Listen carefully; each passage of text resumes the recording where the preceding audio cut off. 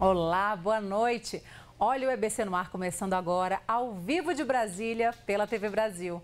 Eu sou Priscila Rangel e por aqui você já sabe, né? A gente está sempre de olho na programação dos veículos da EBC, a Empresa Brasil de Comunicação. Nosso giro de hoje vai revelar os bastidores da Rádio Nacional. Na verdade, mais que isso, vamos para os bastidores dos bastidores. Sabe como é que é? Isso porque fomos visitar o Parque de Transmissores do Rodeador, localizado em Braslândia, Distrito Federal. O Rodeador é o maior complexo de antenas e transmissores de radiodifusão em ondas médias e curtas da América Latina e o quinto maior do mundo em potência. Vamos entender como é que funciona a transmissão dos sinais em ondas? Então, roda a VT.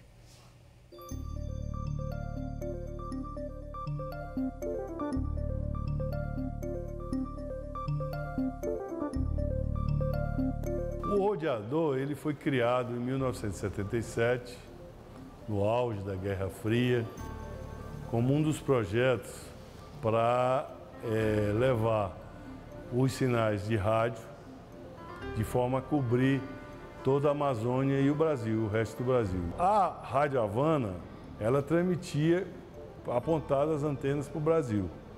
Isso aí é um fato inegável, isso aí todos nós sabemos.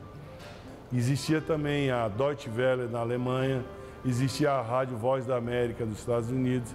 Todas tinham foco de transmissão à Amazônia. Então, por essa razão, o governo brasileiro também fez as suas transmissões visando cobrir a região amazônica e também, a partir daí, começou a transmitir também para outros continentes, levar a cultura brasileira para outros países. Se fez uso das ondas curtas para isso.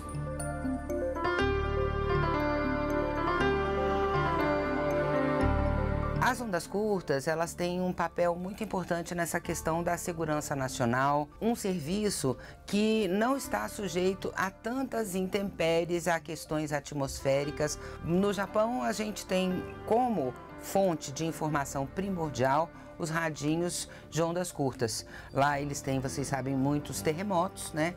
E quando acontece qualquer sinal disso, há necessidade de se desligar a rede elétrica e aí acabou a internet, né? Mas o radinho de ondas curtas está lá para orientar a população nas movimentações de segurança nacional ou de segurança daquele local específico. O nosso parque permite que a gente jogue qualquer transmissão, qualquer parte do globo em 15 minutos. A Rádio Nacional da Amazônia e todas as emissoras nacional que são parte da EBC têm o maior parque de gerador, de rodeador, de transmissores de toda a América Latina. Nós recebemos cartas das Américas, do Norte e do Sul, países da América do Sul. Recebemos carta da Europa, de vários países da Europa, Finlândia, Noruega. Recebemos carta do Japão, da Ásia. Então nós temos carta de vários lugares, do Oriente Médio. Tudo isso aí chega através do nosso sistema de correspondência. Alocamos transmissores para várias empresas, Deutsche Welle, Rádio France, Suriname, Voa, a Voz da América, BBC de Londres. Inclusive tem um detalhe, na Guerra das Malvinas, tanto a Voa americana como a BBC da Inglaterra locaram os nossos transmissores para fazermos transmissões para a América do Sul durante a guerra.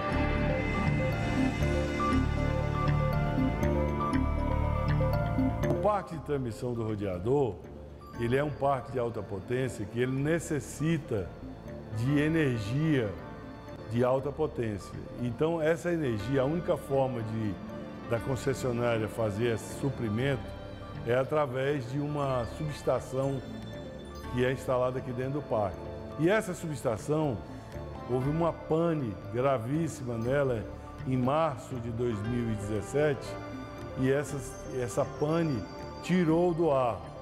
E durante esses 8 meses a gente viu o quanto que a Rádio Nacional da Amazônia é importante para a população, porque fez muita falta. Eles ficaram sem essa comunicação. É bom a gente não esquecer que o Brasil é um país continente com 200 milhões de pessoas. Muitas vezes nós que vivemos numa grande cidade, num grande centro, projetamos para o Brasil inteiro essa nossa realidade, e isso não é verdade. Há milhões de pessoas que não têm o mesmo acesso à internet, à energia elétrica. São muitos ouvintes que não têm energia elétrica ainda em casa. A partir desta emissora, muitas pessoas conseguem se comunicar, se sentir parte do Brasil. Nós refizemos a subestação, recuperamos e agora em dezembro nós voltamos a operar de forma plena com os 2 transmissores que originalmente a gente transmitia.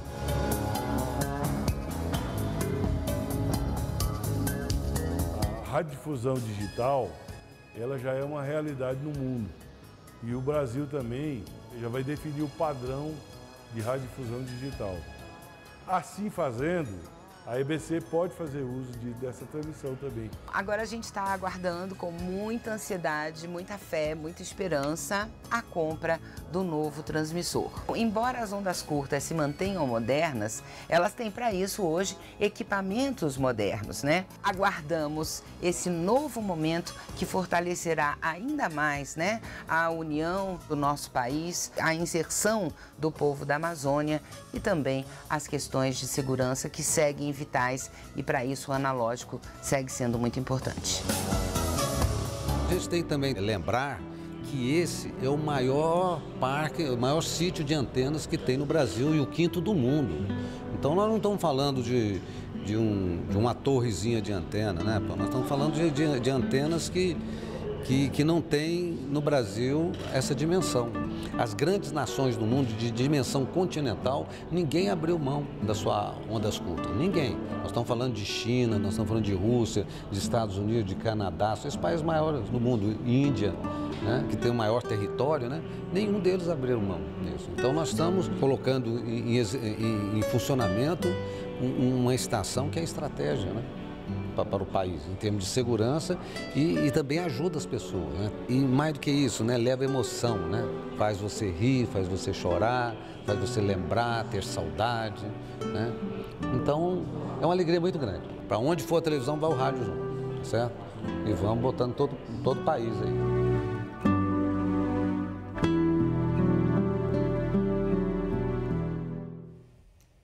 É isso aí. Bom, agora uma pausa para o intervalo. O EBC no Ar volta rapidinho.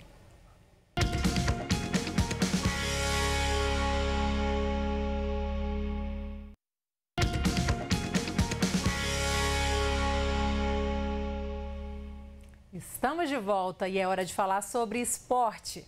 Daqui a pouco, às 7 da noite, começa o estádio e a gente antecipa os destaques do programa agora com o apresentador Paulo Garritano. Boa noite, Garritano.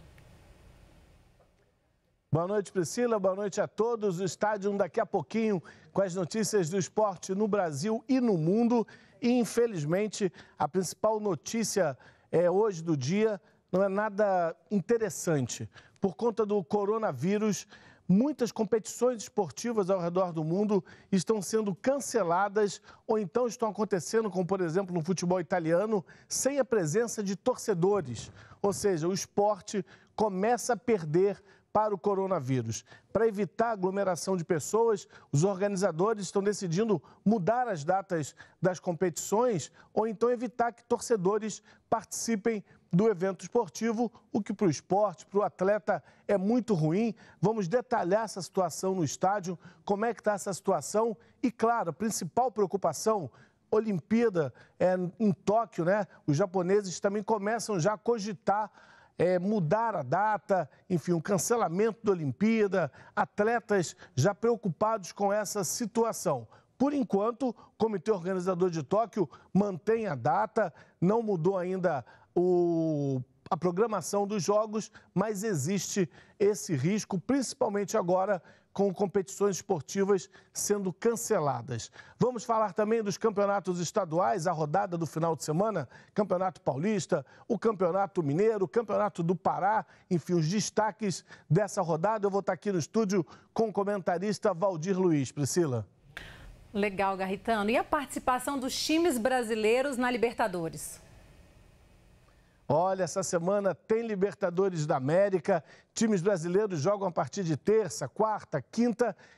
Inclusive essa semana com um Grêmio Internacional inédito, né? Pela Libertadores da América. E tem também a estreia do campeão Flamengo no Maracanã. Flamengo que já jogou pela Libertadores na primeira rodada, venceu fora, mas agora o time vai se apresentar diante da torcida aqui no Maracanã na próxima quarta-feira, às 9h30 da noite. Vamos falar dos detalhes, o adversário do Flamengo, as possibilidades dos times brasileiros também se destacarem nessa segunda rodada, já que na primeira rodada, dos 7 brasileiros que participaram da Libertadores, 6 venceram, só o São Paulo perdeu na rodada de estreia. Eu espero vocês no estádio às 7 da noite. Priscila, muito obrigado, um grande beijo para você.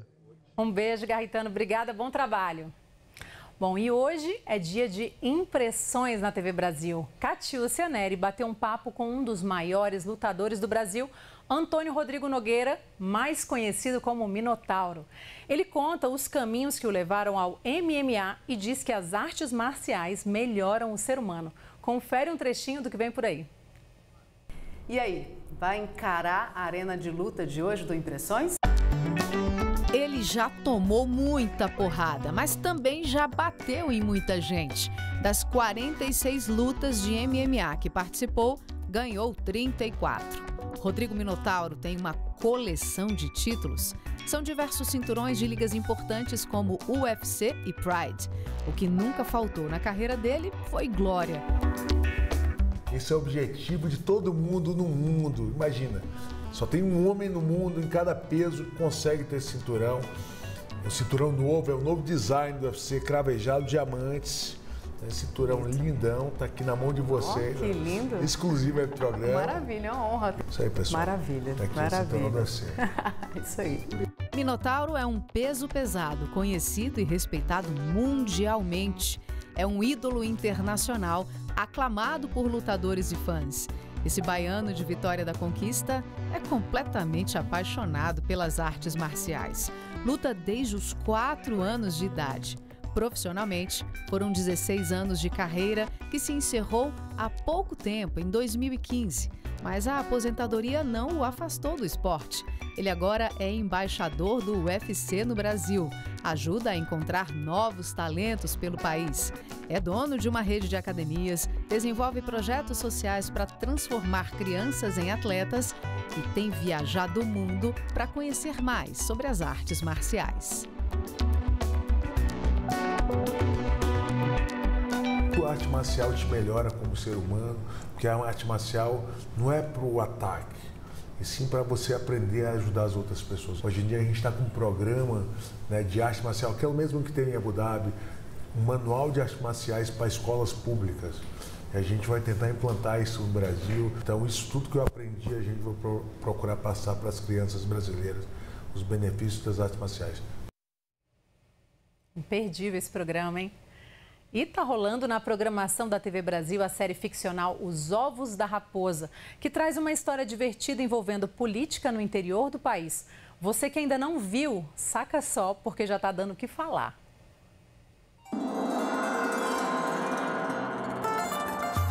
Esta cidade é bela, mas é que nem um angu. Nela acontece de tudo, do lado norte ao sul. É a história do povo, das terras de Pacaju. Ei, moça bonita. Eu não gosto de quem se atravessa assim, sem classe, no meu caminho. Tem calcinha assim para uma dama do meu porte? Qual o modelo da sua preferência? Ah, eu prefiro o sexy, do jeito que meu marido gosta.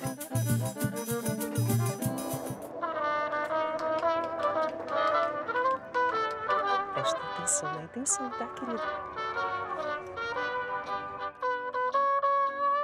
O nosso amor é um chiclete. Eita, a música da... Não desgruda. O nosso amor é um chiclete, chiclete, chiclete.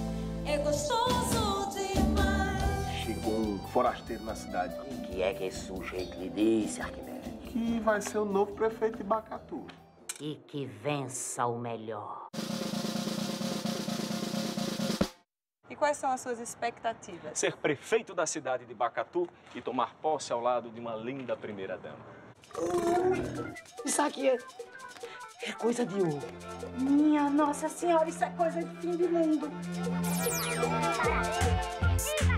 Tu soubesse alguma coisa a mais dos ovos do prefeito? Mesma coisa, um por noite. O povo é que tem essa coisa de aumentar exageradamente, por isso que já vai em 2 dúzias. Senhor Noto, por favor, o senhor poderia me dizer um verbo? Bicicleta! Pelo amor de Deus, minha senhora, tá querendo matar um padre? Pai, o senhor conta uma história pra mim?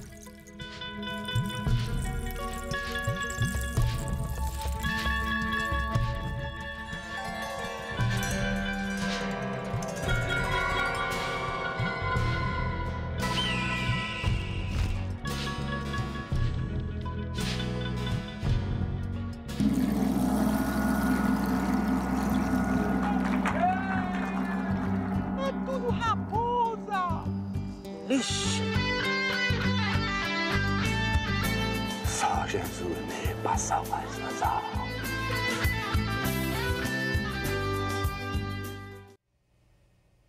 Pausa rápida para o intervalo agora, mas continua aqui com a gente, tá?